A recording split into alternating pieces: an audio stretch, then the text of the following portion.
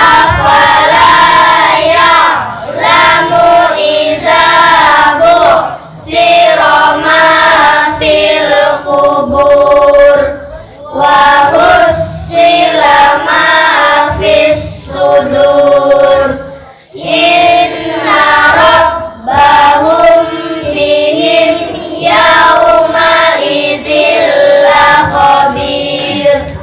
Bismillahirrahmanirrahim. Idza zulzilatil ardu zilzalaha wa akhrajatil ardu asqalaha wa qalal insanu ma laha yauma idzin tuhaddisu akhbaraha bi anna rabbaka awhalaha yauma idzi yasdurun nasu ashtatan liyurau a'malahum faman ya'mal misqala dzarratin khairan yarah wa man ya'mal misqala dzarratin syarran yarah. Bismillahirrahmanirrahim. Lam yakunil ladzina kafaru min ahlil kitabi wal musyrikin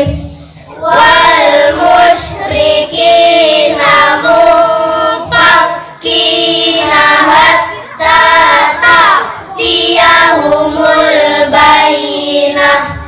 Rasulun minallahi yatlu suhufan mutahharah fiha kutubun qayyimah wa ma tafarraqal ladzina utul kitaba illa min ba'di ma ja'atuhumul bayyinah wa ma umiru illa liya'budullaha mukhlisina lahuddin hunafa'a wa yuqimus sholata wa yu'tuz zakata wa dzalika dinul qayyimah. Innal ladzina kafaru min ahlil kitabi wal musyrikina fi nari jahannama khalidina fiha ulaika hum syarrul bariyah. Innal ladzina amanu wa amilus solihati ulaika hum khairul bariyah. Jazaohum inda rabbihim jannatu adnin tajri min tahtihal anhar khalidina fiha abada radiyallahu anhum wa radu'an dzalika liman khasyiya rabbah. Sadaqallahul azim.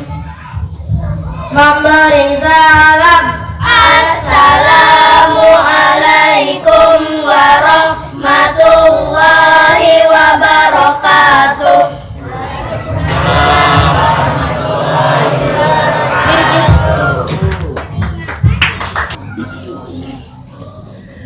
Allahumma sholli wa sallim wa barik alaihi.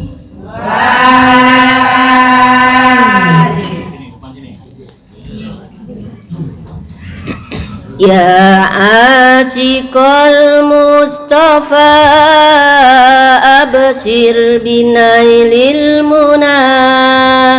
Ya asyikal Mustafa abshir binailil muna. Qad raqaka susafa asafa asafa wa taba waftul hana. Qad raqaka susafa wa taba waftul hana.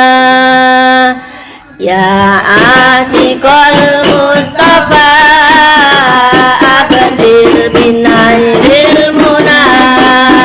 Ya asyikal Mustafa abshir binailil muna. Qad raqaka susafa asafa asafa wa taba waftul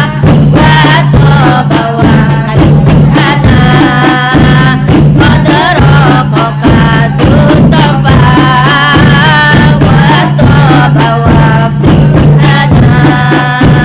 Ya asyikal Mustafa abshir binailil muna.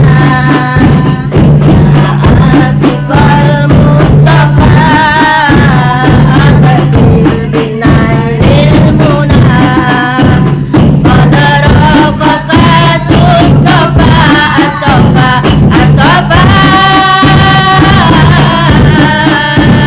wa taba waftul hana. Qad raqaka susafa wa taba waftul hana. Nur jamali bada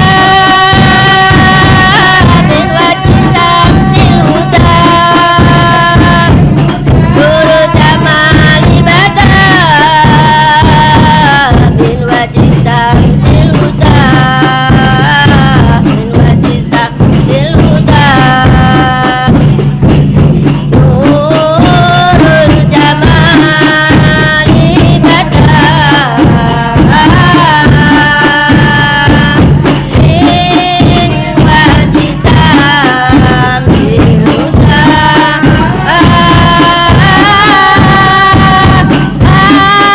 Anfaqu ammana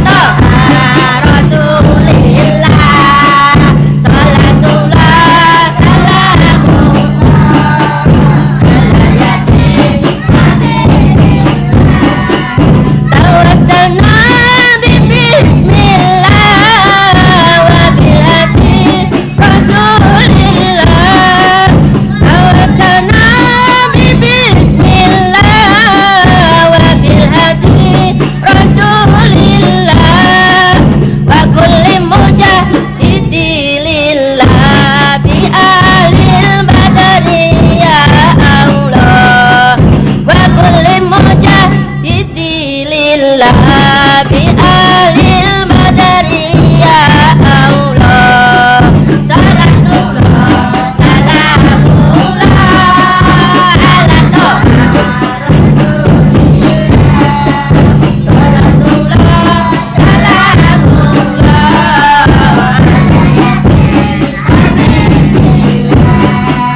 ilahi salimil ummah minal afati wan niqmah.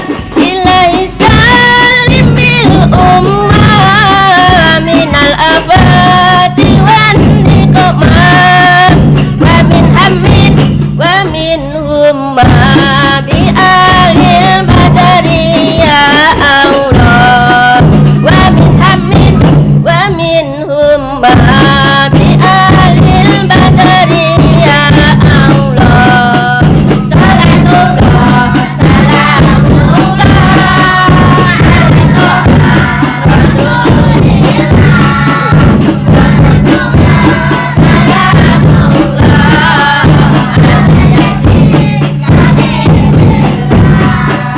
Terima kasih kami ucapkan pada hadirin sekalian, telah dipenuhi undangan dalam acara maulidan. Semoga Allah memberikan kesehatan dan keberkahan. Semoga Allah membalaskan dengan pahala yang digandakan. Salatullah salamullah ala toha rasulillah. Salatullah salamullah ala yasin habibillah. Salatullah salamullah ala toha rasulillah. Salatullah salamullah ala yasin habibillah. Allahumma salli wa sallim wa barik alaih. Demikian tadi persembahan dari kami. Bismillahirrahmanirrahim. Assalamualaikum warahmatullahi wabarakatuh.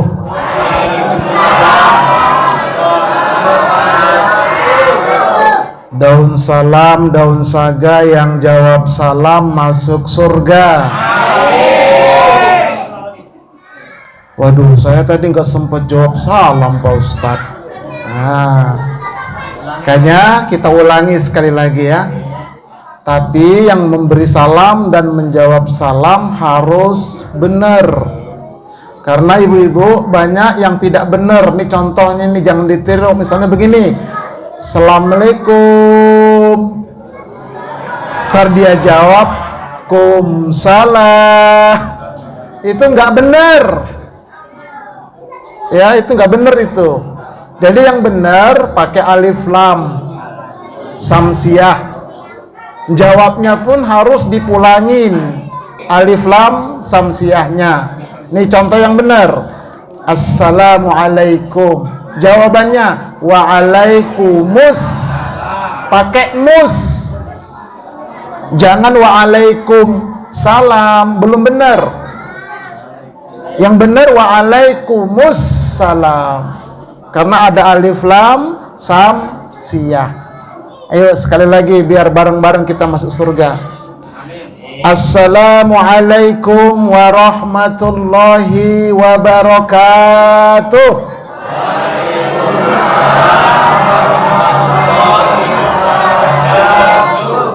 Udah mendingan dikit. Walaupun agak manyun-manyun dikit mulutnya ya. Baik Bapak Ibu sekalian. Alhamdulillahi wa kafa. Wassalatu wassalamu ala rasulihil mustafa wa ala alihi wa ashabihi wa man ihtada, amma ba'du.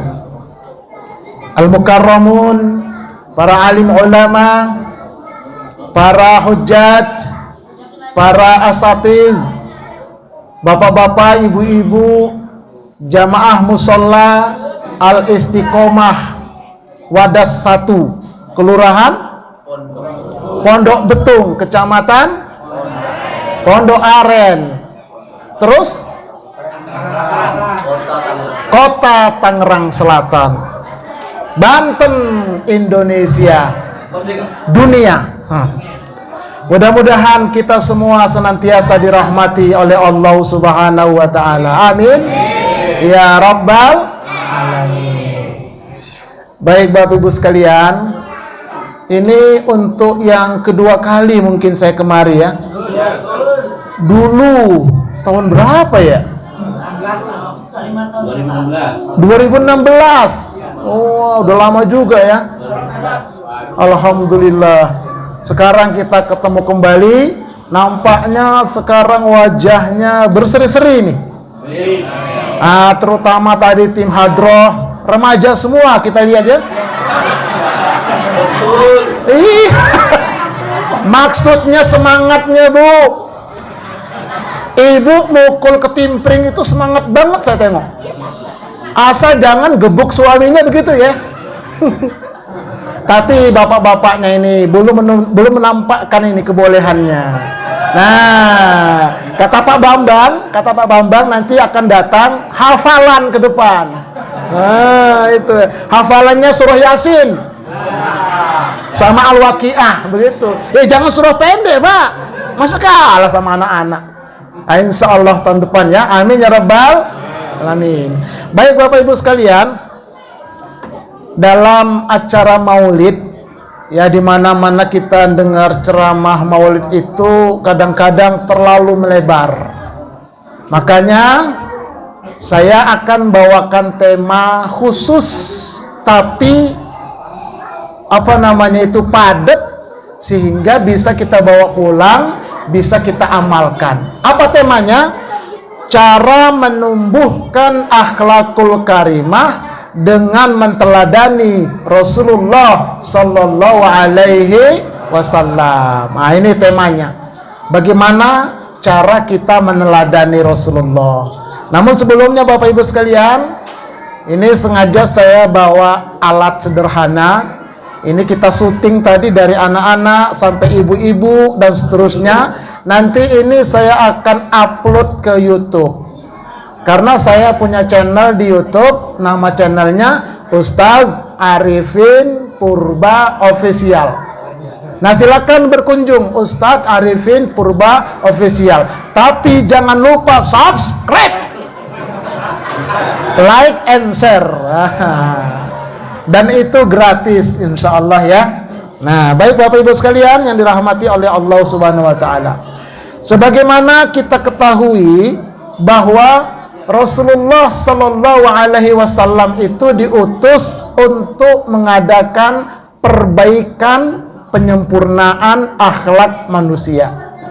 Sebagaimana disebutkan dalam hadis riwayat Imam Abu Daud bersumber dari Abu Hurairah, bersabda Rasulullah Sallallahu Alaihi Wasallam, "Innama bu'istu li utammima sholihal akhlak." Sesungguhnya aku diutus, kata Nabi, adalah untuk menyempurnakan perbaikan akhlak manusia. Nah, kita lihat dulu bagaimana sih kondisi orang-orang Arab dulu sebelum Nabi diutus, sehingga Nabi itu ingin memperbaiki akhlak mereka. Pertama, orang-orang Arab itu suka berperang antar suku. Jadi kalau berperang Bapak Ibu, nggak ada yang kalah, nggak ada yang menang. Habis-habisan mereka hartanya, tenaganya. Nanti setelah capek berperang istirahat. Nanti berapa tahun kemudian perang lagi. Begitu terus kerjaannya sebelum Nabi diutus. Kemudian perzinahan, perjudian, perampokan, pembunuhan bayi perempuan. Nih Bu, andai kata Ibu dulu hidup di Arab, mungkin Ibu nggak lahir kali. Umar bin Khattab itu pernah membunuh anaknya perempuan. Lagi masih sedang-sedangnya itu, didorong ke lubang, diuruk sama dia sebelum masuk Islam. Begitulah perilaku orang-orang Arab dulu sebelum Nabi diutus, menyembah berhala dan lain-lain. Nah, makanya Allah berfirman dalam surah Ali Imran ayat 103, wa'tasimu bihablillahi jami'a wa la tafarraqu wa dzkuru ni'matallahi 'alaikum id kuntum a'da'a. Ingatlah nikmat Allah ketika dulu kalian saling bermusuhan. Setelah diutus Nabi, maka mereka sekarang menjadi bersaudara. Umat Islam pun menjadi bersaudara. Nah, inilah salah satunya hikmah dari Rasulullah Sallallahu Alaihi Wasallam diutus. Tapi Bapak Ibu sekalian, bukan tidak ada kebaikan sebelum Nabi diutus. Orang-orang Arab itu pertama, banyak mereka itu orang yang dermawan dan rendah hati. Nah, ini makanya kalau Bapak Ibu haji, ya ketika haji itu kan orang-orang Arab itu yang kaya-kaya pakai kontainer itu, Pak. Bagi-bagi korma, bagi-bagi air zam-zam. Apalagi kalau umrah Ramadan, itu orang-orang Arab yang kaya itu bikin stand dia. Orang sini buka, ke sini buka begitu. Nggak percaya Bapak Ibu, yuk umroh bareng saya. Kebetulan saya pembimbing haji dan umroh, dan alhamdulillah bersertifikat. Sertifikatnya asli loh. Ya. Ya memang asli lah, yang harus yang asli, jangan yang abal-abal, nggak boleh ya. Nah, yang kedua, syair-syair atau sair-sair orang Arab itu isinya mengangkat atau memuji orang-orang dermawan sebelum Islam datang. Nah, kemudian mereka itu sangat menjunjung tinggi janji. Ini orang Arab ini, dulu sampai sekarang. Janji itu, kalau sudah janji, mereka itu kayak utang. Makanya ada orang Arab itu anaknya dibunuh gara-gara anaknya ingkar janji. Inilah sebelum Islam datang. Makanya Rasulullah diutus untuk menyempurnakan akhlak yang kurang baik menjadi lebih baik, yang sudah baik lebih baik lagi. Itu makanya Rasulullah Sallallahu Alaihi Wasallam diutus oleh Allah Subhanahu wa Ta'ala.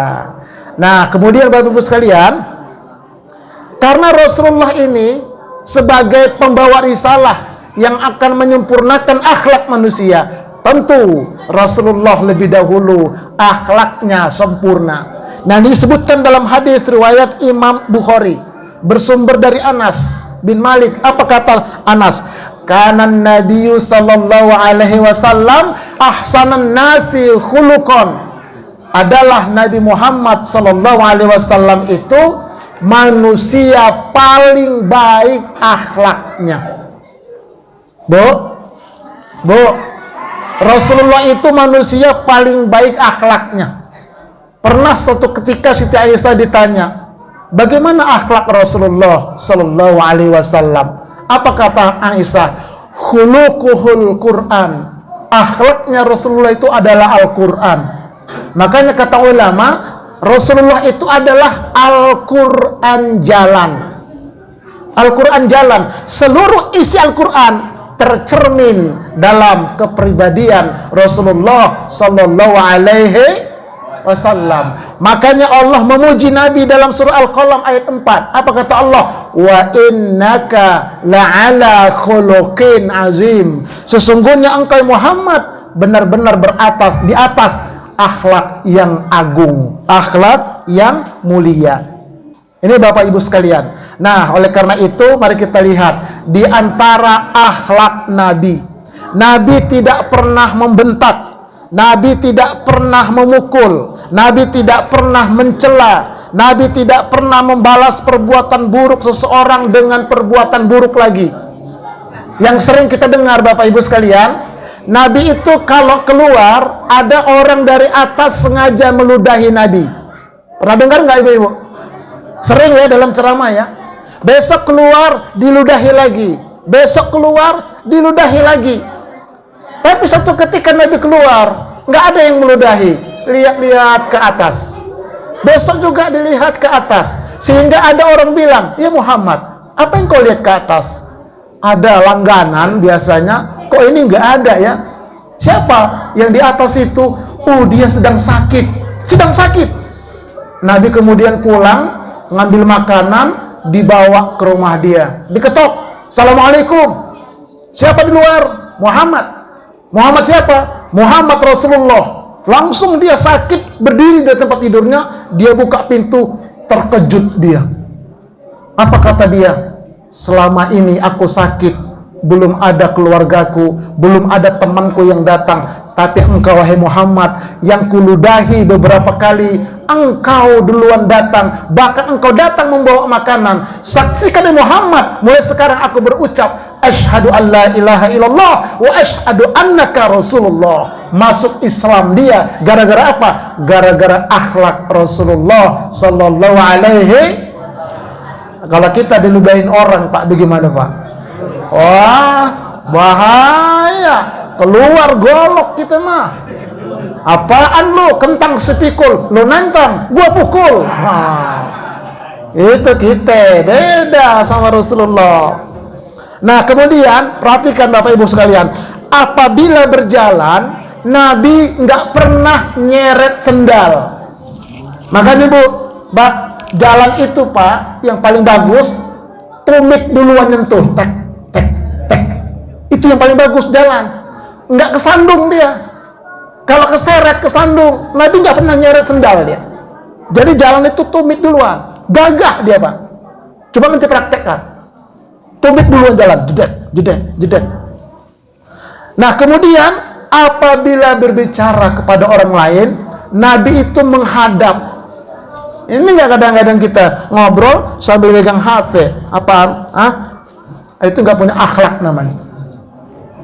Jadi kalau kita ngomong sama orang, hadapin dia, layanin ngomongannya.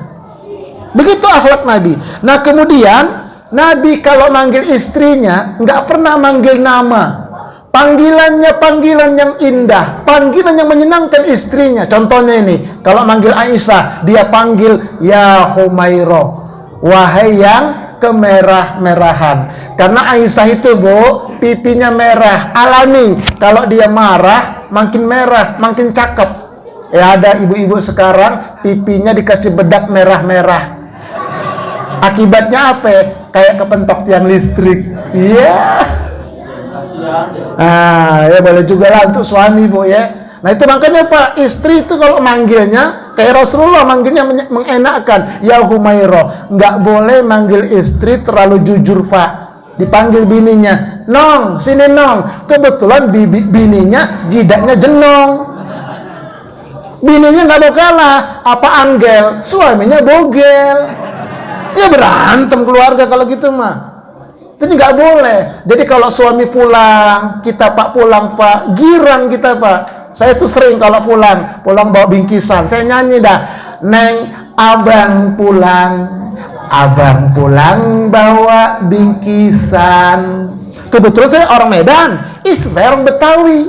Kata bini saya, bingkisannya apaan bang?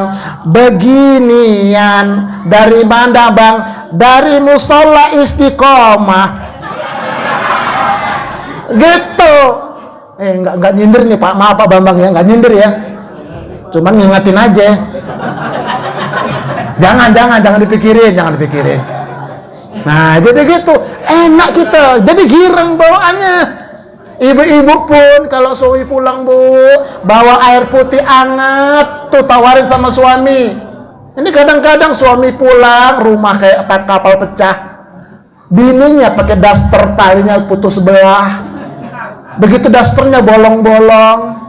Begitu suami deket, bau perengus.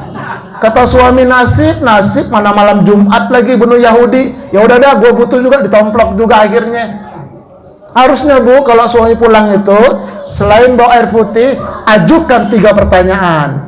Bang, mau makan dulu bang, mau mandi dulu bang, atau mau tidur dulu bang? Kata suami, tidur Neng. Apa kata bini? Siap. Begitu caranya Pak. Kalau punya bini kayak begitu Pak, sebelum meninggal jangan dikuburin, tangkap polisi kita. Nah itu Rasulullah. Kemudian ada satu akhlak Nabi yang sangat luar biasa. Ini ketika di Madinah menjelang Rasulullah wafat. Rasulullah itu pernah sengaja mendatangi orang Yahudi yang buta matanya, jadi pengemis di pinggiran kota Madinah. Nabi selalu bawa makanan, disuapin nih orang Yahudi. Nah kemudian orang Yahudi nih ngobrol, siapa kamu? Ya saya mah orang Madinah. Kok baik sekali kepada saya? Ya sudah, kebetulan ada rezeki. Kabarnya di Madinah ini ada seorang nabi baru ya, namanya Muhammad. Ya begitulah mungkin. Tapi kok saya nggak pernah ketemu dia ya, kata orang buta ini. Nah besok datang ngobrol lagi. Kata yang orang Yahudi buta ini, andai katalah dia itu betul-betul nabi, engkau yang paling pantas, karena engkau paling baik. Ketengok kepada saya juga kau baik banget orangnya, lembut. Nabi nggak ngaku, terus dikasih sama Nabi. Satu ketika tibalah saatnya Rasulullah SAW meninggal dunia. Setelah dimakamkan Nabi itu beberapa hari, seminggu 2 minggu, Abu Bakar bertanya kepada Aisyah, wahai anakku Aisyah, ya ayah, apa kira-kira akhlak Nabi yang belum kucontoh dari Rasulullah? Ada nggak kira-kira? Engkau kan istrinya Nabi, pasti engkau tahulah. Apa kata Aisyah? Ada ayah, satu yang ayah belum contoh dari Rasulullah. Apa itu? Di pojokan kota Madinah sana ada seorang Yahudi buta, pengemis. Nabi suamiku selalu nyuapin makan kepada dia. Wah girang Abu Bakar. Wah ini bener nih kesempatan nih. Dia bawa makanan kepada orang buta tadi itu, disuapin sama dia, disuapin. Udah disiapin, siapa kamu? Ya saya yang biasa. Enggak kayak gini yang biasa. Beda lembutnya, caranya, kemudian suaranya, aroma tubuhnya. Kamu bukan orangnya. Saya bukan, katanya begitu. Akhirnya Abu Bakar bilang, memang bukan aku orangnya. Lalu mana kawanku itu yang sering datang menyuapi aku? Sudah meninggal beberapa pekan yang lalu. Kaget orang Yahudi ini. Meninggal katanya. Kok saya nggak tahu? Udah meninggal dia. Udah meninggal. Aduh celakalah aku. Nggak ada lagi orang sebaik itu. Andai kata ada Nabi itu, dialah pantasnya Nabi. Nah kemudian kata Abu Bakar, tahu engkau wahai Tuhan, katanya, yang meninggal beberapa waktu yang lalu, yang selalu menyuapi engkau, dialah itu Muhammad Rasulullah Sallallahu Alaihi Wasallam. Makin terkejut Yahudi ini. Kalau begitu, mulai sekarang aku berucap asyhadu an la ilaha illallah wa asyhadu anna Muhammadar Rasulullah. Itulah akhlak Nabi. Jadi Nabi itu sangat luar biasa akhlaknya kepada lawan, kepada kawan, kepada saudara, kepada istri, kepada anak-anak. Itu Rasulullah SAW itu menggendong anak-anak, bercanda dengan anak-anak. Ini makanya Bapak Ibu, kalau di musola begini, anak-anak berisik, jangan diusir, nggak boleh, haram.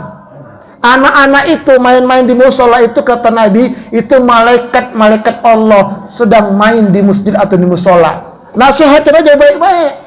Kalau kita sholat berjamaah, Pak, bawa anak kecil, bapak sama anak bapak di pojok anaknya, dekat tembok. Jangan di tengah-tengah, nanti mutus soft. Di pojokan, kalau dia lari, biar nggak apa-apa dia lari, pojokan. Tidak memutus soft. Itu caranya. Jangan di depan ini, di belakang imam dia. Ntar anaknya lari-lari, putus softnya. Jangan. Di pojokan dia di belakang. Kalau bawa anak kecil, boleh, tapi masing-masing menjaga. Ada masjid begitu diusir anak-anak. Kok kalian nggak ke musola, nggak ke masjid? Ah, malas lah, kenapa? Bapaknya galak-galak. Begitu kata dia. Ini kan bahaya itu. Di sini malah alhamdulillah kagak ya, karena dibimbing oleh Pak Bambang dan yang lainnya. Amin ya Rabbal. Apalagi tadi kita lihat itu penampilan. Itu luar biasa, itu membekas tuh sampai hari kiamat, sampai tua membekas tuh nanti. Dari kecil sekarang ini. Ya buktinya tadi ibu-ibu, itu bekasnya itu. Luar biasa. Pasti dulu ibu-ibu juga begitu, masih kecil-kecil. Nah, oke. Nah, baik sekarang Bapak Ibu sekalian, makanya Allah berfirman dalam surah Al-Ahzab ayat 21, laqad kana lakum fi rasulillahi uswatun hasanah. Sesungguhnya lah pada diri Rasulullah itu terdapat suri tauladan yang baik bagi kamu. Maka kita mencontoh Nabi, apanya? Akhlaknya. Bagi siapa? Bagi orang yang mengharapkan ridha Allah, bagi orang yang mengharapkan balasan akhirat. Pasti dia dapat balasan di akhirat. Kenapa? Karena mencontoh Rasulullah Sallallahu Alaihi Wasallam. Baik Bapak Ibu sekalian, bagaimana cara mencontoh akhlak Nabi? bagaimana cara Nabi memperbaiki akhlak? Ini yang akan kita pahamkan. Ini penting nih Bapak Ibu, perhatikan ini. Ini caranya agar akhlak kita jadi baik, agar akhlak masyarakat bagi baik. Ada caranya dari Rasulullah Sallallahu Alaihi Wasallam. Nah, sebelum ke sana, kita harus bedakan dulu apa beda adab dengan akhlak. Karena begini Bapak Ibu, ada orang jalan-jalan ke negeri non-muslim, jalan-jalan ke Amerika, ke Australia, ke Eropa, ke Jepang, ke Cina. Apa kata mereka? Luar biasa ya. Padahal negeri ini negeri non-muslim, negeri kafir, tapi bersih, rapi, teratur, orangnya disiplin, islami banget. Salah. Itu bukan islami, itu bukan akhlak, walaupun orangnya baik. Tapi dia non-muslim, itu bukan akhlak. Itu namanya adab. Apa arti adab? Adab adalah perilaku yang baik yang lahir dari ilmu pengetahuan yang dimiliki oleh seseorang. Semakin tinggi ilmu pengetahuannya, semakin beradab dia. Makanya kalau bangsa itu pendidikannya minimum SLTA, maka bangsa itu menjadi bangsa yang beradab. Sebagaimana dasar negara kita, sila kedua. Apa sila kedua? Kemanusiaan yang adil dan beradab. Enggak dibikin kemanusiaan yang adil dan berakhlak. Enggak. Karena berakhlak ini beda. Apa itu akhlak? Akhlak adalah perilaku baik yang lahir dari akidah yang benar, iman yang benar, tauhid yang benar. Itulah akhlak, dan itu yang dapat pahala. Kalau adab nggak dapat pahala. Kenapa? Orang non muslim juga beradab tapi nggak beriman. Ustadz, ada orang katanya dia kiai, katanya ustadz, katanya beriman, tapi kok akhlaknya jelek. Nah, itu artinya imannya nggak benar dia. Akidahnya nggak benar, pasti itu. Kalau dia akidahnya benar, imannya benar, tauhidnya benar, pasti akhlaknya benar. Itu kuncinya. Makanya kadang-kadang kita heran, ibu-ibu dekat masjid rumahnya, diperhatikan tiap hari itu Pak Haji luar biasa. Kadang-kadang jadi imam, kadang-kadang gak ada khotibnya, jadi khotib. 3 tahun diperhatikan tuh bapak, dalam hati ibu ngomong, andai kata ayah masih perawan, dia masih perjaka, ayah pasti mau jadi bininya. Kenapa? Luar biasa akhlaknya nampaknya. Tapi seminggu kemudian kebongkar kedoknya, uang masjid 10 juta ditilep sama dia. Kan heran kita. Uang anak yatim diembat sama dia. Dia bikin yayasan yatim, bikin spanduk, anak yatim pada begini, duitnya banyak dapat, anak yatimnya mah susah, dia mobilnya mewah. Kan kita heran loh, kan dia ngerti agama ya Ustadz, kok bisa begitu? Itu tandanya akidahnya nggak bener, imannya nggak bener, akhirnya akhlaknya pun nggak bener.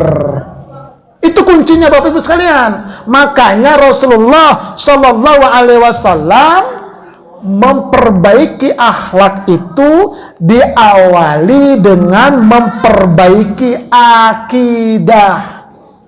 Allah berfirman dalam surah Al-Anbiya ayat 25, "Wa ma arsalna min qablika mir rasulin illa nuhi ilaihi annahu la ilaha illa ana fa'budun."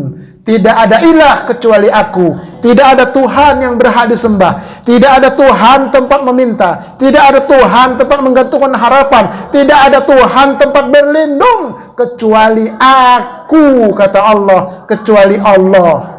Nah, begitu akidahnya, maka akan lahir akhlak yang mulia. Begitulah dakwah Nabi, la ilaha illallah. Makanya Bapak Ibu sekalian, ada namanya akidah itu pertama yakin. Nah, jadi ada 4 tingkat yakin. Pertama yakin. Apa itu yakin? Yakin itu ya percaya dalam kolbunya. Wabil akhirati hum yuqinun. dan terhadap hari akhirat mereka yakin. Nah, karena begini, ada pertanyaan. Seorang cucu nanya kepada opungnya, karena ini orang Medan ini. Opung, ya, apakah ada akhirat itu, Opung? Adalah. Kok Opung percaya? Apakah Opung pernah ke sono? Belum. Kok percaya? Saya orang Muslim. Saya wajib yakin akhirat itu ada. Karena banyak di luar sana nggak percaya sama akhirat. Pernah nggak dengar? Akhirat itu adalah halusinasi katanya. Akhirat itu adalah fiktif katanya. Akhirat itu adalah khayalan. Itu kalau dia ngaku Islam, batal akidah Islamnya. Ada nggak siksa kubur? Ada, kita bilang. Emang pernah ke sono lu? Belum. Kok ente yakin? Itulah akidah Islam. Itu namanya yakin. Yakin adanya nikmat kubur, yakin adanya azab kubur, yakin adanya akhirat, yakin adanya surga, yakin adanya neraka, yakin adanya Allah. Itu namanya akidah level pertama, yakin. Nah, tapi nggak boleh berhenti di situ. Kita harus naik ke level kedua. Apa itu? Ilmul yakin. Makanya kata Allah, kalla lau ta'lamuna ilmal yakin. Sekali-kali jangan demikian. Seandainya engkau tahu nanti dengan keyakinan berdasarkan ilmu. Maksudnya begini, kalau ditanya tadi, akhirat itu ada? Ada. Dari mana tahu ada? Karena Allah berfirman, wabil akhirati hum yuqinun. Nah, itu namanya yakin, sudah pakai ilmu. Kubur itu ada siksanya? Ada. Dari mana kamu yakin? Karena ketika sholat, setelah kita membaca tahiyat akhir sebelum salam ini, apa kita baca? Fil alamina innaka hamidum majid. Apa kita baca? Allahumma inni a'udzubika min adzabil qabr. Dari azab kubur. Berarti ada azab kubur berdasarkan hadis Nabi tersebut. Nah, kalau kita bisa menunjukkan dalilnya, itu namanya yakin berdasarkan ilmu. Namanya ilmu yakin. Cakep tuh. Makanya wajib ngaji kita supaya yakin kita naik. Tapi nggak boleh berhenti di situ, harus naik lagi levelnya menjadi ainul yakin. Tsumma latarawunnaha ainal yakin. Maksudnya apa? Keyakinan yang disaksikan oleh mata kepala. Nih, nanti di kuburan ada orang begitu masuk ke dalam kubur, kata Allah, hatta idza jaa ahadahumul maut qala rabbirji'un la'alli a'malu sholihan fi ma taraktu. Sehingga apabila datang kematian kepada salah seorang di antara mereka berkata, ya Allah ya Rabb, kembalikanlah aku ke wadas satu, suwair ya Allah, pasti aku akan ibadah yang selama ini aku tinggalkan. Tuh kenapa? Udah nyaksiin dia di alam kubur. Kalau nggak percaya, tunggu tanggal mainnya. Pengen bukti, silakan duluan. Begitu cara berpikirnya, karena Allah sudah bicarakan dalam Al-Quran. Itu namanya ainul yakin. Sampai nanti di akhirat, apa kata mereka? Ya laitani kuntu turoba. Ya Allah, kalau beginilah neraka ini, mendingan aku di dunia dulu jadi tanah aja, nggak usah jadi manusia. Udah dia saksikan di akhirat. Nah, lalu bagaimana kita di muka bumi ini agar keyakinan kita itu ainul yakin? Ini misalnya begini nih, Bapak Ibu. Bapak yakin nggak? Ibu, Bu, Ibu yakin nggak ada Ka'bah? Yakin.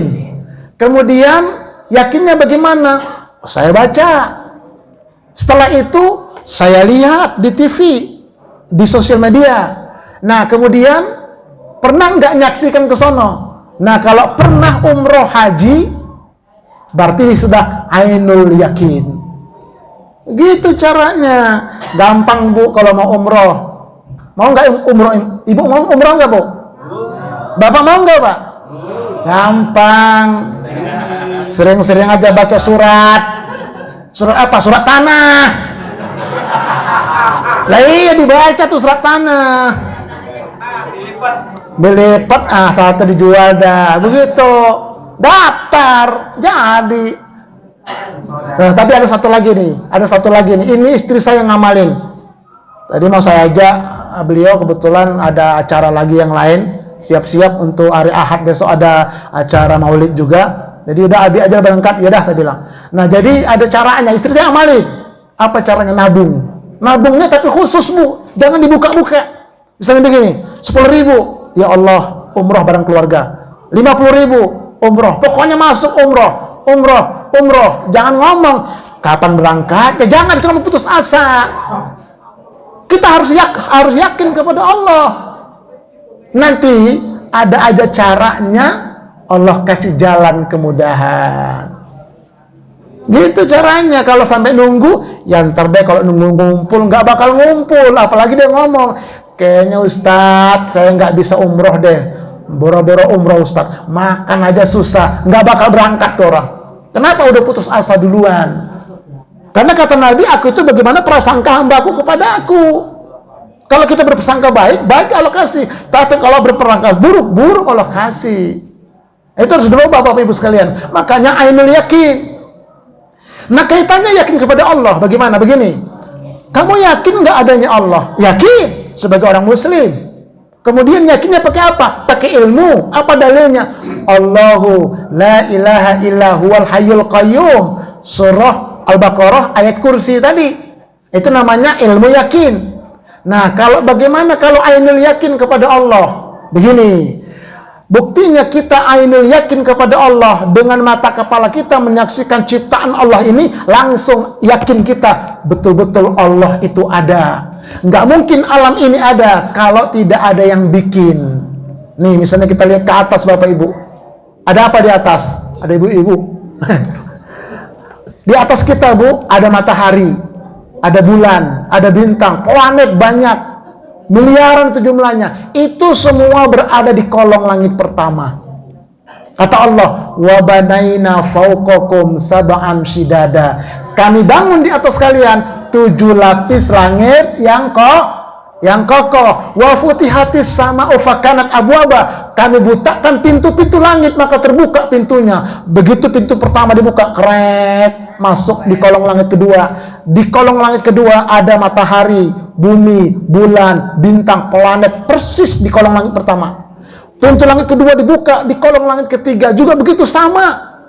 Makanya Nabi Allah Idris, Nabi Allah Isa hidup di kolong langit ketiga. Menjelang kiamat nanti, Nabi Isa turun ke muka bumi, membunuh Dajjal. Nah kemudian kolong langit keempat sampai kolong langit ketujuh sama persis seperti yang di kolong langit pertama. Nah langit ketujuh dibuka pintunya, maka di atasnya adalah arasnya Allah. Arasnya Allah itu juga 7 lapis, dalam riwayat lain 9 lapis. Tapi ingat Bapak Ibu, dari lapisan pertama ke lapisan kedua jaraknya berapa? 7 kali kiamat. Besar, luar biasa. Baru ada kursinya Allah, arasnya Allah, ya Allah besar, maha besar, makanya akbar, maha besar alam semesta ini, dan Allah lebih besar. Itu kalau kita ke atas. Nah kalau ke bawah, Allah juga misalnya kecil, ayam. Nah pada bulu ayam ada kutu ayam. Di kutu ayam ada kutunya kutu ayam. Di kutunya kutu ayam ada lagi kutunya kutu ayam. Bapak Ibu, kutunya kutu ayam itu punya lubang untuk pipis nggak dia? Punya kan? Berapa besar lubangnya? Itu Allah ciptain. Begitu cara memandang kita. Maka kita katakan, Subhanallah, ya Allah, Maha Kuasa Engkau. Kita ngelihat pohon kelapa, ada batang kelapa, ada buah kelapa, ada sabut kelapa, ada batoknya, ada isinya, ada airnya. Dari mana tuh air naik? Kagak ada selang di pohonnya. Manis pula rasanya. Itu Allah yang ciptain. Makanya begitu ngelihat kelapa, ada Allah. Telur sama ayam, mana duluan Bu? Siapa bilang telur? Dari mana keluarnya? Kalau nggak dari ayam. Ayam dari mana netesnya kalau nggak dari telur? Sampai botak pitak kepala kita nggak bakal ketemu jawabannya. Tapi yang jelas itu Allah yang ciptain. Makanya begitu ngelihat telur, ngelihat apa saja, langsung kita nyambung. Yakin saya adanya Allah namanya ainul yakin. Keyakinan berdasarkan penglihatan. Nah, yang paling puncak adalah hakul yakin. Inna hadza lahuwal haqqul yakin. Sesungguhnya ini adalah hakul yakin, keyakinan yang betul-betul. Nah, misalnya begini, ya, keyakinan yang betul-betul itu, kamu yakin nggak adanya Allah? Yakin. Pakai apa? Pakai ilmu. Dalilnya tadi ayat kursi. Kemudian kamu yakinnya bisa melihat nggak? Oh iya, saya lihat semua ini. Ini tanda bukti adanya Allah. Nah, hakul yakinnya bagaimana? Kita harus bisa merasakan kehadiran Allah dalam hidup dan diri kita. Maka disebutkan dalam hadis, anta abudallaha ka'annaka tarahu fa illam takun tarahu fa innahu yarak. Engkau menyembah Allah seolah-olah engkau melihat Allah. Jika engkau tidak bisa melihat Allah, yakinlah engkau sedang diawasi oleh Allah. Jadi Bu, orang yang hakul yakin itu, dia nggak berani ngomong sembarangan, nggak berani ngurumpi. Katanya si anu, tapi jangan bilang siapa-siapa ya. Nah, ketemu lagi sama yang lain. Ini kita dua aja ya, jangan bilang siapa-siapa ya. Semua satu RT tahu semua. Kalau orang yang sudah hakul yakin kepada Allah, nggak mau ngomong begitu. Kenapa? Allah sedang ngawasin dia. Itu namanya hakul yakin. Sudah merasa kehadiran Allah dalam dirinya. Karena kata Allah, aku itu dekat kepada dirimu, lebih dekat daripada urat nadimu. Ya Allah ya Rabb. Itu kita yang kurang hakul yakinnya. Nah, inilah kalau akidah kayak begini ini, akhlaknya pasti bagus. Kenapa? Merasa diawasin Allah. Tapi kalau enggak, ya wes karepe dhewe kata orang Medan. Iya, bahasanya bahasa Jawa, yang ngomong orang Medan. Iso siti-siti mah. Nah, iya, wong Batak ngomong Jawa apa-apa. Angel. Iso ya, iya. Tapi saya Jawanya Jawa agak kasar dikit. Kalau Jawa halus, saking halusnya nggak kedengeran. Nah, bisa bisik. Nah, itu akidah. Makanya tentang akidah, tentang agama ini, innad dina 'indallahil Islam. Sesungguhnya agama yang diridhoi di sisi Allah hanya Islam. Harus hakul yakin kayak begitu. Karena di luar sana ada mengatakan, oh enggak Ustaz, enggak boleh begitu. Semua agama sama, semua agama benar, semua agama baik. Kalau gitu keyakinannya, batal akidah Islamnya. Enggak boleh ngomong begitu, hati-hati Bu. Anak-anak ibu yang kuliah di kampus, dicekokin sekarang seperti itu akidahnya. Nggak boleh kita. Sebagai orang Islam, kita harus hakul yakin Islamlah satu-satunya agama yang diridhoi Allah. Nggak ada yang lain. Lalu bagaimana agama lain Ustaz? Kita katakan, lakum dinukum waliyadin. Untuk kamu agama istirahatkan. Sakarapmu dewe, untuk agamaku. Begitu. Tapi aku yakin, hakul yakin Islam yang benar. Yang lain terserah kalian. Begitu harus akidah itu. Kalau nggak, batal akidahnya. Nah, makanya kalau dia mengatakan semua agama sama, semua agama benar, nah akhirnya apa yang terjadi? Coba akhlaknya jelek kan? Itu gak usah sebut nama lah atau masing-masing udah. Nah, makanya hati-hati jaga akidah ini. Nah, setelah akidah apa? Perbaiki iman. Kalau akidah untuk orang muslim, kalau iman untuk orang mukmin. Orang muslim level 3, orang mukmin level 2, lebih tinggi orang mukmin. Iya, orang mukmin itu keyakinannya iman. Apa itu iman? Kata Nabi, al-imanu ma'rifatun bil qalbi wa qaulun bil lisani wa amalun bil arkan. Itu namanya iman. Diyakinkan dalam hati, diucapkan dengan lisan, diamalkan dalam bentuk perbuatan. Orang aku beriman tapi nggak sholat, batal imannya. Ustadz, yang penting kan hati saya bersih Ustadz. Kalau nggak sholat, ya untuk apa sholat Ustadz kalau hati nggak bersih? Sama aja nggak bener kita bilang. Nabi itu yang paling bersih hatinya, tapi tetap sholat. Ada lagi yang bilang, Bu, ibu, misalnya ibu bilang, Ustadz, yang penting kan hati kita jilbabin Ustadz. Kalau ini kan cuma luar, itu nggak bener imannya.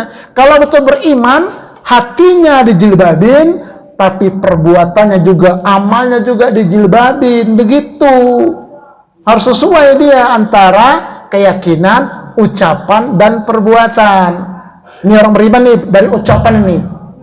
Misal begini, kalau orang beriman, ketika dia dapat musibah, apa ucapannya? Innalillahi, kesandung misalnya, jedek gitu. Innalillah. Ini kadang-kadang enggak, kesandung. Apa kata dia? Bujuk buneng. Enggak boleh. Kaget dia, sekdah. Enggak boleh. Orang beriman itu kalau kesandung kena musibah, innalillah. Itu orang beriman. Kemudian kalau berjanji, apa kalau berjanji? Insya Allah. Ini kadang-kadang, Bu, besok datang ya, Bu. Insya Allah. Nggak datang dia. Besoknya ditanya, kok nggak datang kemarin, Bu? Lah, gua kan insya Allah. Begitu. Itu munafik tuh namanya. Kalau orang beriman, insya Allahnya pasti. Kalau nggak mati, begitu. Besok datang ya, insya Allah. Jangan pakai insya Allah deh. Emang apa? Biasanya kalau insya Allah nggak datang. Begitu kata dia. Bilang sama dia, ini saya orang beriman, bukan munafik. Bilang begitu. Ini hati-hati loh. Insya Allah orang beriman itu pasti datang. Makanya kalau berjanji itu harus betul-betul dipikirin dulu. Besok datangnya, ntar dulu. Hitung dulu. Wah, nggak bisa datang. Kenapa? Ada barengan. Begitu ngomongnya. Pahit dari awal, jangan basa-basi. Itu orang beriman itu, Bu. Jadi hati-hati berjanji. Kalau memang nggak bisa datang, bilang nggak bisa datang dari awal. Kalau memang bisa datang, bilang bisa datang insya Allah. Kalau insya Allah, saya orang beriman, insya Allahnya pasti. Begitu. Nah, kalau dapat nikmat, apa ucapannya? Alhamdulillah. Besar, kecil, Alhamdulillah. Nah, tinggal dua nih. Antara subhanallah dan masya Allah. Ini saya tanya dulu ibu-ibu. Bu, kalau masya Allah untuk apa Bu diucapin? Ayo jawab. Ibu dulu, ntar bapak, ibu. Masya Allah untuk apa, Bu? Apa? Sesuatu yang menakjubkan. Nah, sekarang bapak-bapak, kalau Masya Allah untuk apa, Pak? Sama. Melihat yang jelek, kata bapak. Nah, itu namanya Masya Allah. Kalau Subhanallah, untuk apa, Bu? Apa, Bu? Luar biasa. Bapak-bapak, Subhanallah untuk apa, Pak? Kagum. Nah, di sini kadang-kadang bolak-balik kita. Perhatikan ini, yang benar. Kalau Masya Allah, untuk sesuatu kita menyaksikan atau mengalami sesuatu yang sangat bagus banget, atau sesuatu yang sangat jelek banget, ucapannya Masya Allah.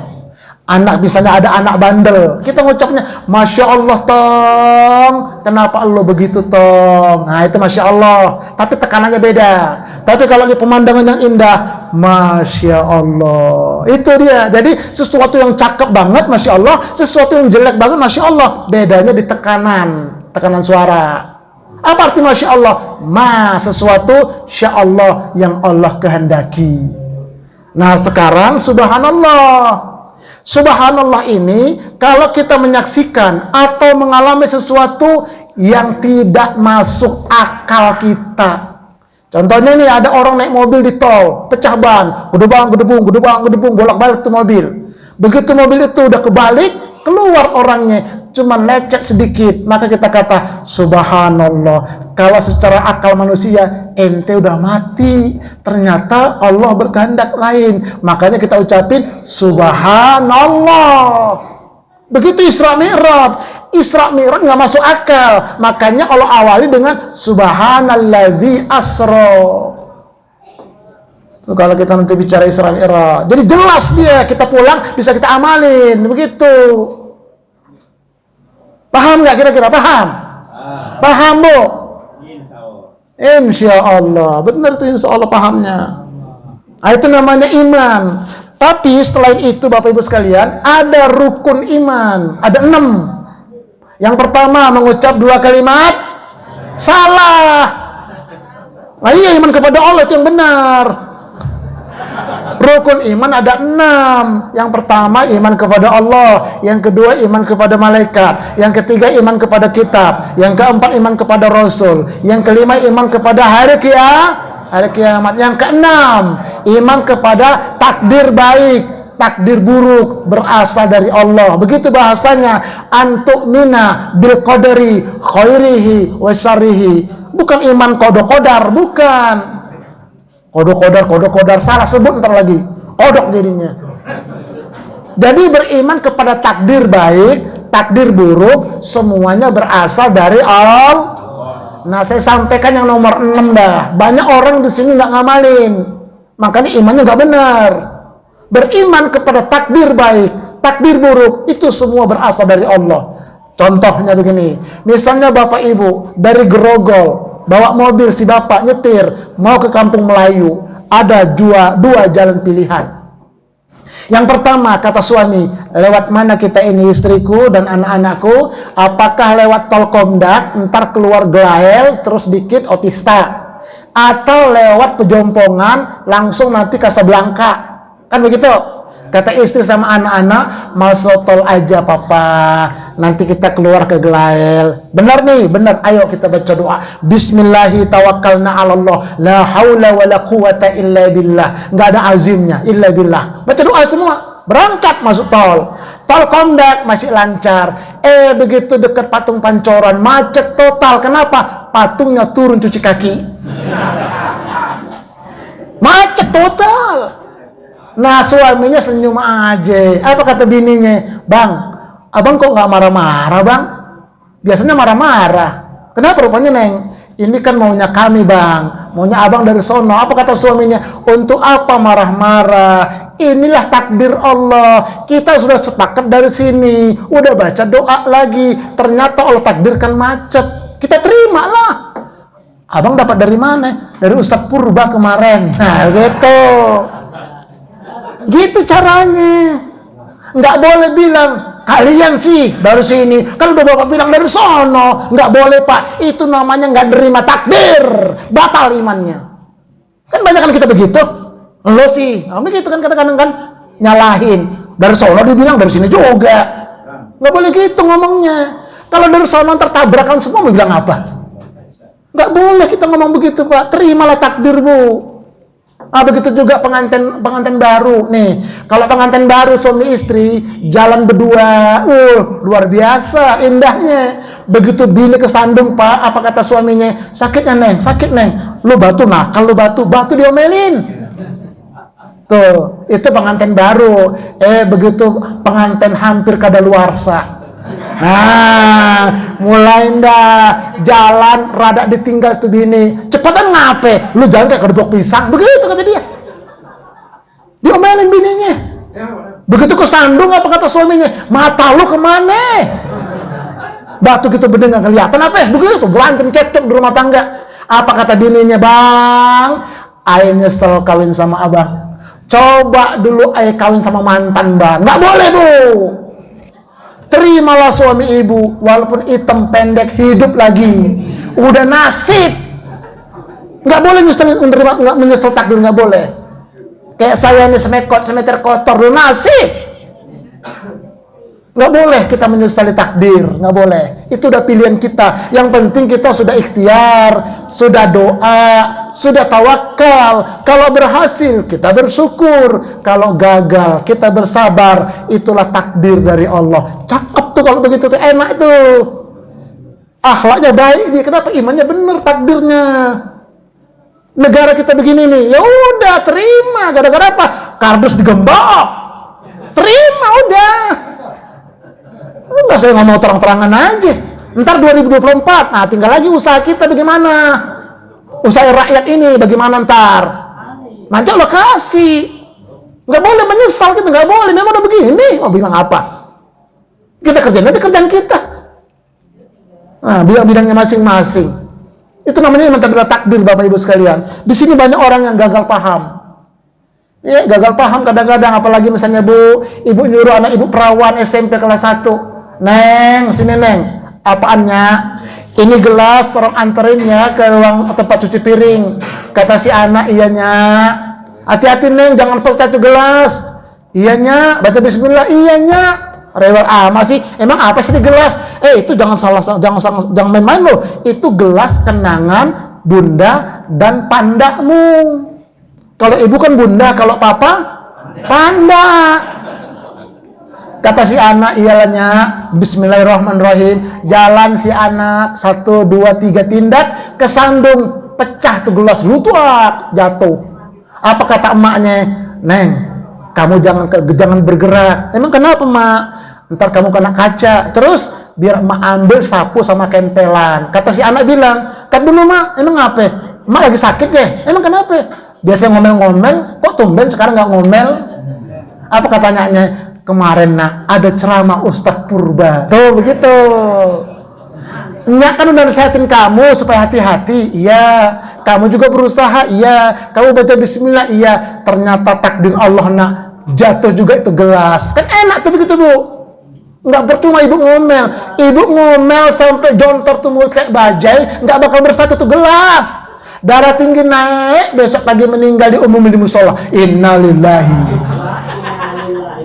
Itu dia makanya kita harus beriman kepada takdir ya. Itu semua datang dari Allah, tapi ikhtiar dulu wajib. Itu namanya itu rukun iman. Baru nanti ada cabang iman. Cabang iman 70 kata Nabi. Yang paling gede la ilaha illallah, yang paling kecil membuang duri paku dari jalanan. Tengah-tengahnya jantungnya adalah malu. Al haya'u minal iman. Malu itu adalah jantungnya iman. Banyak orang sekarang nggak punya malu. Nak perawan, hati-hati nak perawan. Pakai baju you can see, you engkau can dapat, si melihat, engkau dapatnya nih ketek saya. Itu kan artinya. Kadang-kadang bu ada orang pakai baju sek wilda sekitar wilayah dada. Ya. Ada pakai rok bupati, buka paha tinggi-tinggi. Pak Haji dilihat dosa, nggak dilihat mubazir. Akhirnya begini, astagfirullah, begitu. Nggak boleh begitu remaja, makanya hati-hati akhlak tuh. Itu cerminan dari sini tuh. Malu, kalau kita punya malu, akhlak kita bagus. Tapi kalau nggak ada malu, nggak ada akhlaknya. Bener deh. Nah, itu dia, na'udzubillah. Baru yang terakhir, apa itu? Perbaikan tauhid. Itu tinggi tuh, tauhid ini adalah orang bertakwa. Orang bertakwa itu keyakinan tauhid. Orang beriman, iman. Orang muslim, akidah. Itu urutannya. Nah kalau tauhid ini orang bertakwa dia. Apa itu tauhid? Mengesahkan Allah. Ada namanya tauhid rububiyah. Mengesahkan bahwa Allah itu Rabbul Alamin. Allah menciptakan alam semesta, memelihara alam semesta. Semua planet-planet muter pada garis porosnya. Nggak ada yang tabrakan. Ntar kiamat baru tabrakan. Allah ciptakan pohon nangka. Pohon nangka itu buahnya kayak begitu. Ada orang protes, pohon beringin gede pohonnya, buahnya kecil, dia duduk di bawahnya. Allah nggak adil, masa pohon gede, buahnya kecil, pohon semangka, pohonnya kecil, buahnya gede. Baru selesai ngomong, jatuh satu biji beringin, kena hidungnya. Astagfirullah, bener Allah, andai kata pohon beringin ini buahnya kayak buah semangka, bonyok dah hidung gua. Begitu. Jadi nggak boleh protes sama ciptaan Allah. Dipukul nyamuk, dasar lo nyamuk. Untuk apa sih Allah ciptain nyamuk? Nggak boleh. Apalagi sambil ngomel-ngomel, dasar lo nyamuk, emang gua takut sama Allah, panggil raja lo, datang sejuta nyamuk, satu RT sini, mati kita. Nggak boleh sembarangan kita kalau mukul nyamuk, mukul aja Allahu Akbar, udah. Nggak boleh pakai sumpah serapah bu. Kalau bisa kita usir tuh nyamuk. Semut tuh di setrikaan, di meja setrikaan, nggak boleh pakai setrika panas, mampus lo, nggak boleh. Diusir bu, diusir. Banyak semut, apa sebabnya? Tulang ikan emas, ambil tulangnya. Kita buang, lu pergi ya, hilang sebentar lagi tuh semut. Jangan disemprot tuh semut. Kenapa? Itu mungkin keturunan semut Nabi Sulaiman. Irhamu man fil ardi yarhamkum man fis sama. Sayangi apa yang di muka bumi, Allah sayang kepada engkau. Begitu kata Nabi. Itu akhlak kepada makhluk. Nah makanya tauhid rububiyah. Kemudian tauhid uluhiyah. Apa tauhid uluhiyah? Uluhiyah ini artinya ilah. Makanya sekali kita mengatakan iyyaka na'budu wa iyyaka nasta'in, hanya kepada engkau kami menyembah, hanya kepada engkau kami minta tolong, hanya kepada engkau kami berlindung, hanya kepada engkau kami menggantungkan harapan. Itu tauhid namanya. Nah lawan tauhid adalah musyrik. Na'budunya kepada Allah, nasta'innya ke Gunung Kawi, ke Gunung Sindur, ke Gunung Sahari. Ada apa di sono? Rajin sholat, Tapi ketika pengen kaya, dia muja. Nggak boleh, haram hukumnya. Apalagi sekarang ini, banyak orang musyrik tanpa sadar. Contohnya apa? Percaya sama suara burung. Tit, tit, tit, tit, tit, tit. Tandanya ada orang musyrik tuh. Nggak boleh begitu. Ada suara tekek di itu kan dia. Kaya. Miskin. Kaya. Miskin. Ya, miskin dah gua. Begitu. Syirik tuh namanya. Kupu-kupu masuk ke rumah, tandanya datang. Kebetulan kupu-kupunya warna hitam. Jangan-jangan tamunya maling nih. Nggak boleh tuh musyrik. Berkedut mata sebelah kiri akan melihat kekasih. Berkedut mata sebelah kanan akan nangis. Jangan-jangan diputus pacar nih gue. Nggak boleh. Begitu sama zodiak, bintang. Lu lahirnya bulan apa ya? Saya lahirnya bulan apa namanya bintang saya? Leo. Nih, Leo ini saya kasih tahu kata dia. Kalau mau rezeki lancar, rajin-rajinlah makan lala hijau. Iya. Apa hubungannya? Itu namanya musyrik, nggak boleh. Ada lagi nih, maaf ini. Ketika dia pernikahan, ya pengantenan, dia bawa sepasang roti apa namanya? Roti buaya. Untuk apa, Bu? Coba, Bu. Untuk dimakan. Lah bukan. Untuk apa, lambang apa itu, Pak? Kesetiaan tuh kata dia. Ini katanya setia. Emang buaya, Pak? Nggak ada yang setia, Pak? Begitu habis kawin 3 tahun, Bu, laki-lakinya jadi buaya darat. Iya, kalau memang bawa buaya, roti bawa aja, nggak ada niatnya, jangan. Jadi musyrik nanti hukumnya. Nggak boleh. Ini kadang-kadang bikin rumah, bikin ubung-ubungan, ditaruh bendera, tebu, kelapa segandeng, pisang setandan. Lalu tanya untuk apa ini, kata untuk tukang. Lo kok digantung, taruh di bawah dong, saya bilang. Ini maaf ini, nggak boleh itu sebetulnya. Akidah nanti batal. Ini akhir zaman nih, akhir zaman. Iya, pengikut Dajjal itu ada 5 macam pengikut Dajjal. Ring pertama Yahudi dan sebagian Nasrani. Ring kedua orang munafikun. Ring ketiga orang fasikun. Ring keempat orang musyrikun. Ring kelima LGBT. Sebentar lagi Dajjal keluar. Nggak lama lagi. Kapan Ustadz? Bentar lagi dah. Kapan Ustadz? Kasih tahu nggak ya? Dekat, nggak sampai 2030, nggak sampai. Makin parah ke depan, makin parah. Nih gue kasih tahu nih, anak Krakatau tuh udah batuk-batuk gede-gede tuh. Saya dapat informasi dari ulama yang soleh. Kalau itu Krakatau meleduk, airnya naik, ujung airnya di kaki Gunung Salak, ujungnya. Kita semua wes bablas mau nasi entek kabeh. Bukan nakut-nakutin, tapi memang menakutkan. Jangan main-main. Ini akhir zaman nih dah. Nah, kalau mau nanti keterangan akhir zaman ini, nanti tanggal 24 ikuti lagi nanti sono Jurang Mangu. Tempat Pak Haji apa? Jumintoro. Hadir nggak sekarang beliau? Terus sono kita temanya ntar lain lagi ntar. Jangan ditutup melulu, jangan. Apalagi masuk YouTube, ya. Nyangtul lagi katanya. Ntar di sono ntar Pak Haji. Datang sono rame-rame semua. Rumah kunci sama Pak RT. Pak RT juga pergi juga. Biar rame ntar di sono. Ngeri, memang ngeri. Itu makanya persuat akidah kita, iman kita, tauhid kita.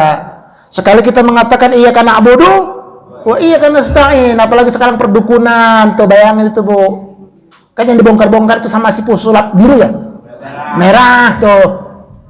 Tapi dukun-dukun yang penipu yang dibongkar, tapi dukun yang bener kagak dibongkar. Sekarang ada namanya dukun syar'i. Artinya apa? Dukun tapi dikerudungin pakai syariat, pakai jubah, pakai sorban, peci putih, pakai tasbih, pakai Al-Quran, panggilnya kiai, panggilnya ustaz, bahkan ada panggil habib. Tapi dia dukun, dia piara jin. Hati-hati Bapak Ibu sekalian. Banyak sekarang. Iya, jin itu 5 macam jin. Perhatikan ini, jin 5 macam. Ada jin ketempelan, kesurupan, kesambet. Ya, ada orang kesambet di ruqyah muntah. Yang masuk itu jin cerek. Iya, jin itu tingkatnya. Tapi kalau yang masuk itu jin jenderal bintang 2, nggak bakal muntah dia. Pintar dia. Nggak bakal muntah dia. Jin bu, bukan apa-apa. Makanya itu hati-hati. Ada orang-orang diruqyah udah sembuh, ntar peruqyahnya pergi, dia balik lagi. Itu jenderal tuh jinnya. Itu namanya jin kesurupan ya, kesambat. Nah yang kedua, jin kiriman. Pakai apa? Tiki, jene. Bukan, pakai dukun, dikirim santet. Ada. Percaya adanya santet, adanya dukun, ada. Dalam Al-Quran namanya kahin, dukun, sahir, tukang sihir, araf, peramal, ada.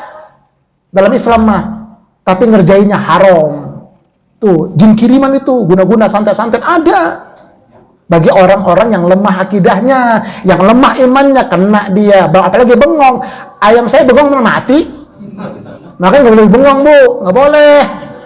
Itu namanya kedua, jin kiriman. Yang ketiga, jin undangan. Lu ada Ustadz? Ada. Nah bukan mau itu mah. Wah Ustadz Purba jin undangan, bukan. Maksudnya begini, jin undangan. Dia diundang dengan cara ngelmu. Ada orang nih puasa 50 hari 50 malam, puasa mutih. Itu datang jin. Karena nggak sesuai syariat puasanya. Ada lagi misalnya bertapa di kaki gunung. Itu datang jin ngundang. Ada lagi belajar pencak silat. Pas jurus terakhir diisi tenaga dalam, hati-hati. Itu rata-rata jin. Ilmu kontak Pak nih. Itu jin itu. Iya, teman saya ada ilmu kontak begitu. Saya bilang, boleh nggak saya nonjok Anda? Oh jangan Ustaz Purba. Emang kenapa? Ustaz nggak marah. Syaratnya harus marah. Berarti setan dong, saya bilang. Diam dia. Hati-hati loh ilmu kontak itu. Itu jin itu. Hati-hati Pak. Itu ngundang itu nanti matinya susah. Kalau nggak diruqyah, nggak dibuang. Mau dibuang nggak bisa. Gurunya udah mati katanya. Cari daun kelor, udah nggak ada. Jadi kontrakan semua. Begitu kata dia. Hati-hati tuh. Itu namanya jin undangan. Ya. Nah, kemudian yang keempat namanya jin nasab. Apa itu jin nasab? Jin keturunan. Contohnya indigo. Pernah dengar indigo? Bisa ngelihat, itu bukan indera keenam, itu penyakit setan jin. Matinya susah. Ya sekarang diangkat-angkat di TV di mana-mana, seolah-olah hebat. Di mana indera keenam kehebatan? Bukan, itu mah jin keturunan. Ustadz, kok saya nggak punya? Ente keturunan ke-8 sih, kan supaya 7 turunan sumpahnya. Ya kan? 7 turunan sumpahnya. Yang ke-8 ngulangin lagi. Itu yang keempat. Yang kelima namanya jin korin. Setiap orang lahir kata Nabi punya jin korin. Apa engkau juga punya Rasul? Aku juga punya. Tapi dengan izin Allah dimasukkan Islam oleh Allah. Tidak menyuruh aku lebih baik kata Nabi. Lalu bagaimana dengan kami kata sahabat? Tergantung kalian. Kalau kalian menjadi orang baik, maka jin korin kalian pun baik. Makanya kalau orang mati, yang gentayangan itu bukan rohnya, tapi korinnya. Kemarin ada maling, ya, penjahat, perampok, mati. Rohnya katanya di pos RW nyekek botol, begitu. Itu bukan roh dia, tapi korin dia. Makanya hati-hati ziarah ke kuburan, yang katanya kuburan wali macam-macam. Hati-hati, kalau minta ke kuburan bisa jadi nanti datang korinnya. Berdoa untuk yang meninggal bagus, tapi jangan sampai hati-hati. Tipis dia bedanya. Itu makanya kalau orang mati, yang gentayangan itu adalah korinnya. Itu tangkapin dukun, dijadikan ilmu santet. Tuh, hati-hati kita, akidah kita, tauhid kita, jangan sampai musyrik.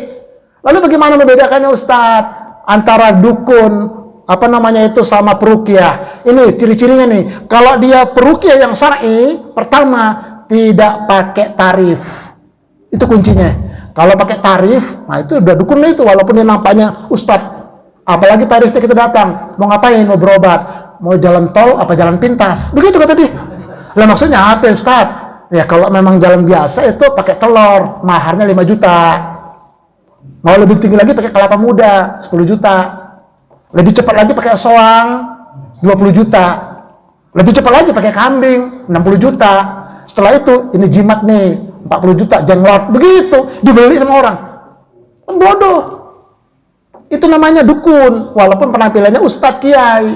Tapi kalau yang syar'i dia nggak pakai tarif. Tapi kadang-kadang kalau nggak pakai tarif, begitu kita habis nguruqyah, kita pulang aja, nggak ada uang bensin. Kata saya Muhammad saya, bagaimana Ustaz? Udah nggak apa-apa Ustaz, kita dakwah. Oke, dah kita pulang. Yang begitu nggak apa-apa. Nah itu yang kedua, medianya apa? Air putih. Kalau enggak, air zam-zam. Itu medianya. Yang ketiga, korma azwa. Makanya kata Nabi, kalau makan 7 butir korma azwa, nggak kena santet. Pagi-pagi Bu, 7 butir Bu. Udah kenyang itu, nggak usah makan nasi uduk lagi dah. Iya. Tapi kalau makan korma ajwa itu nggak kena santet. Korma ajwa ya. Nah yang ketiga lagi tuh korma itu digigit dengan air ludah kita. Makanya air ludah orang beriman itu obat. Untuk apa kita gigit, kita halus? Anak bayi kita tahnik. Pernah nggak mentahnik anak bayi? Anak bayi lahir Bu, umur 2 hari, 3 hari, berlahir, itu disunahkan digigit halus itu korma, dikit aja, masukkan ke mulut bayi, namanya ditahnik. Kalau kita nggak mampu sama ustadz, tapi hati-hati, jangan ustadz yang rokok, bau ntar. Yang bersih mulutnya, sikat gigi dulu. Kalau bisa ibu atau bapak sikat gigi bagus, baca sholawat Nabi, baca Fatihah, makan tuh korma dikit, taruh ke mulut bayi, namanya ditahnik tuh. Ini ludah kita ini obat. Makanya bapak ibu jangan meludah ke lubang WC, nggak boleh. Kenapa? Lubang WC itu tempat ngumpet setan. Kata Nabi kalau azan berkumandang, setan lari terkencing-kencing, ngumpet ke lubang WC. Komat pun lari ke sana. Makanya nggak boleh lama-lama di kamar mandi. Muka kita jelek. Ini kamar mandi main HP dia, ya. Sambil ngerokok dia. Asapnya masuk, gas dari bawah masuk ya. Kata setan, wah teman gua ini, gitu kata dia. Makanya kita berlindung dari setan itu kalau mau masuk kamar mandi. Allahumma barik lana. Salah. Allahumma inni a'udzubika minal khubasi wal khobais. Ada setan laki, ada setan perempuan di situ. Makanya kalau kita ngeludah di tempat lain, bila perlu di batang pohon, disiram, senang tuh pohon. Kenapa? Ludah orang beriman itu obat. Makanya kata Nabi kalau kita kemana-mana, baca Al-Falaq, baca An-Nas, tiup ke tangan, ada sedikit airnya, kelar. Jadi obat. Ibu-ibu, suami ibu agak susah diatur, ambil air putih, baca selawat, baca Fatihah, ludahin dikit, kasih suami, sehat, gitu. Tapi jangan lihat suami Bu, nggak bakal diminum ntar. Iya obat ini orang beriman, nggak main-main loh. Itu ruqyah. Nah ini rahasia ketahuan dah suami saya, kuat-kuatan bacaan dah. Nah, itu namanya tauhid uluhiyah. Baru asma dan sifat. Ada lagi namanya sifat 20, boleh. Ini kan metode, ya. Metode, ada ulama bikin sifat 20 karena ketika itu lagi rame tentang filsafat ateis yang anti Tuhan, yang mereka itu menolak Tuhan itu nggak ada. Ini semua adalah terjadi begitunya. Akhirnya datanglah ulama bikin sifat 20. Allah itu kidam, bako, kekal, boleh. Ibnu Taimiyah bikin tauhid asma dan sifat, boleh. Sama seperti fikih, zaman Nabi nggak ada, lahir ilmu fikih. Begitu seterusnya ya. Nah jadi hamba Allah, apa kesimpulan yang bisa kita tarik? Yang bisa kita tarik pertama adalah wajib kita mencontoh Rasulullah Sallallahu Alaihi Wasallam agar kita mendapat rahmat dan mendapat balasan di akhirat. Yang kedua, wajib kita mencontoh Rasul dalam memperbaiki akhlak, dimulai dari perbaikan akidah, perbaikan iman, dan perbaikan tauhid. Kesan pertama, begitu menggoda. Selanjutnya, terserah Anda. Itu saja udah. Nah nanti dilanjutkan dengan taklim dah yang benar. Ini saja mungkin yang dapat saya sampaikan. Ya, ada kata pepatah begini, kata pantun. Apa kata pantun? Kalau ada sumur di ladang, boleh saya menumpang mandi.